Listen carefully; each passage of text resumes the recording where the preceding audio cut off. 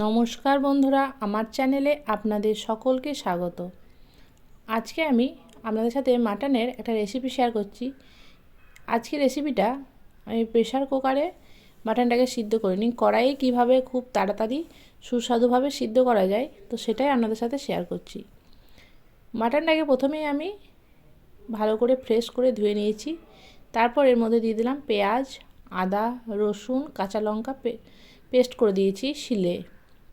তারপর দিয়ে দিলাম জিরে গুঁড়ো, ধনে গুঁড়ো, হলুদ, কাশ্মীরি লঙ্কা, লবণ আর সামান্য সর্ষের তেল। এই সমস্ত উপকরণগুলি দিয়ে আমি বেশ কিছুক্ষণের জন্য মাটনটাকে ম্যারিনেট করে রেখে দেব। ম্যারিনেট করে রেখে দিলে, বেশিক্ষণ রেখে দিলে তাহলে কি হবে, খুব তাড়াতাড়ি সিদ্ধ হয়ে যাবে। আর যেহেতু আজকে আমি কড়াইয়ের মধ্যেই করব পাতলা আলু দিয়ে ঝোল, তো সেই জন্য মাটনটাকে আগে থেকেই বেশ কিছুক্ষণ আগে থেকেই ম্যারিনেট করে রেখে দিলাম। আর এদিকে আমি গ্যাসের মধ্যে কড়াই বসিয়ে দিয়েছি আর এরকম মোটা মোটা পিস করে আলু কেটে নিয়েছিলাম। তো সর্ষের তেল দিয়ে আলুগুলোকে হালকা করে আমি ভেজে নেব।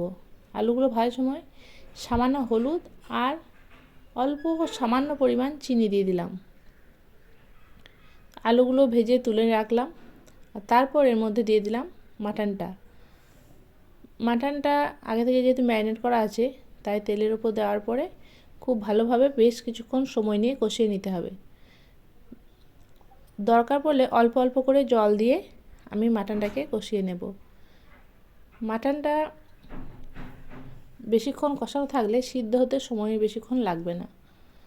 তারপর দিয়ে দিলাম এখানে একটা মোটা সাইজের টমেটো।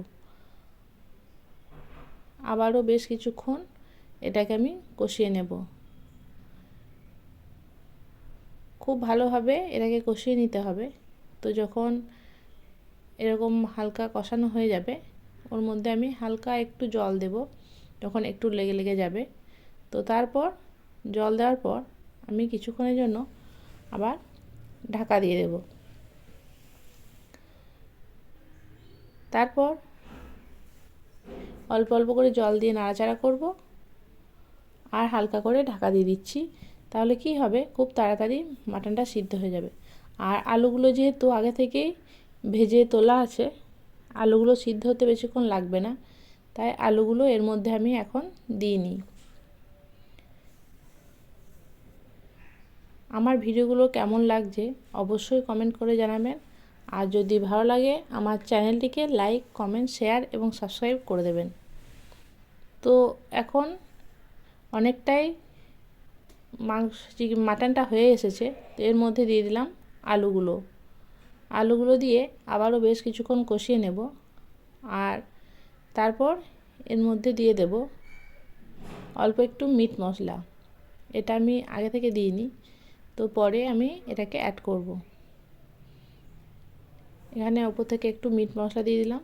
এখানে আমি কোনো রকম গরম মশলা ইউজ করিনি, আপনারা চাইলে দিতে পারেন, আমি এখানে দিইনি। তো আবারও বেশ কিছুক্ষণ কষিয়ে নেওয়ার পর আমি এর মধ্যে দিয়ে দেব জল।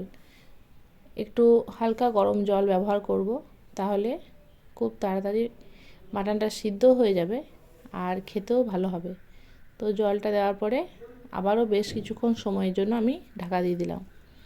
তো এখন ঢাকা খুলে দেখছি মাটনটা প্রায় আমার হয়ে এসেছে আর গরম গরম ভাতের সাথে পরিবেশন করে দেব।